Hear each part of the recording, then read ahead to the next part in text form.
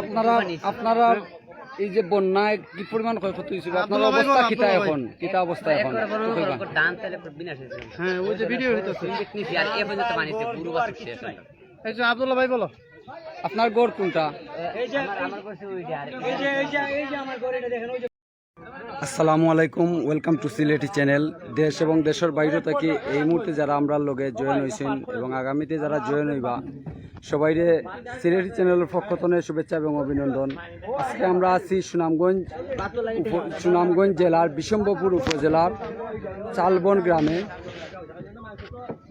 বন্যার্থ মানুষের লাগি রান্না করা খাবার নিয়ে আমরা আইছি। পাশাপাশি আমরা এই যে চালবন গ্রামের কিছু দৃশ্য আপনারা সামনে তুলিয়া দিতাম। এই দেখো কা বন্যায় একটা গড় প্রায় শেষ, এই গড় আর বসবাস উপযোগী রয়েছে না, এরকম একটা গড় না। এই দেখুন চতুর্দিকে অসংখ্য গড় বাড়ি, মানুষের যেই গড় বাড়ি সংস্কার না করিয়া সে এই গড় আইয়া বসবাস করার মতো উপযোগী আর কোনো গড় বাড়ি রয়েছে না।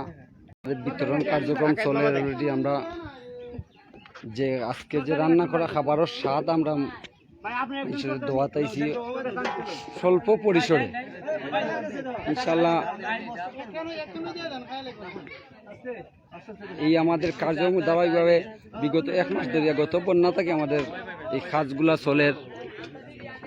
আর বাকি যতদিন বন্যা আছে ইনশাল্লাহ আমাদের এই কার্যক্রমগুলো অব্যাহত থাকবো। আপনারা সহযোগিতার হাত আমরা দিকে প্রসারিত করুক। বিশেষ করে প্রবাসী ভাই সকল যারা আছেন, অনেকে আছেন যারা হয়তো দেওয়ার ইচ্ছা আছে, সঠিক মাধ্যম পারা না, তারারে আমরা কইম আপনারা আমরা যদি আপনারা রমজানটুকু দেন ইনশাল্লাহ আমরা সঠিকভাবে মানুষের মাঝে বন্টন কর্ম, এই কথা আপনারা দিতাম পারেন।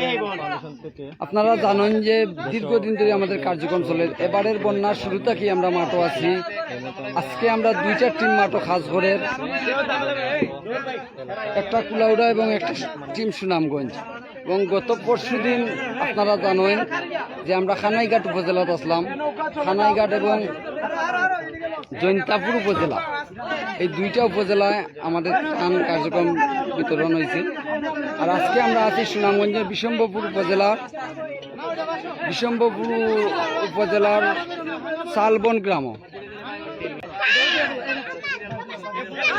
মানুষ যে কতটা অসহায় অবস্থার মাঝে আছে আপনারা এই দেখো কারা অবস্থা, যে একটু সামান্য একটু খাবারের লাগি কিরকম মানুষ জমায়েত হয়েছে একটু খাবারের আশায়, অথচ এই মানুষগুলা এইরকম নাই।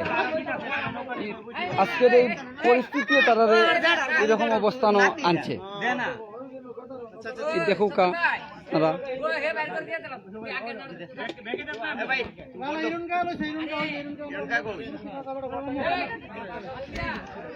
আপনারা যারা দান কররা এবং অনেকে আছে ইচ্ছা আছে, যারা ইচ্ছা আছে কিন্তু মাধ্যম পাইরা না, আমরা আছি আপনারা লাগি সব সময় ইনশাল্লাহ। বন্যার শুরু শেষ পর্যন্ত আমরা মাঠও থাকবো।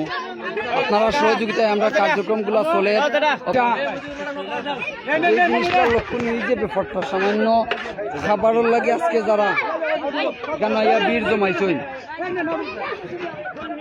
এর লাগে একমাত্র বন্যার কারণে আজকে এরা দিশে আরা দিনের পর দিন পানিবন্দি। 1 মাসের মধ্যে 2বার সুনামগঞ্জ বন্যা হয়েছে আপনারা জানেন।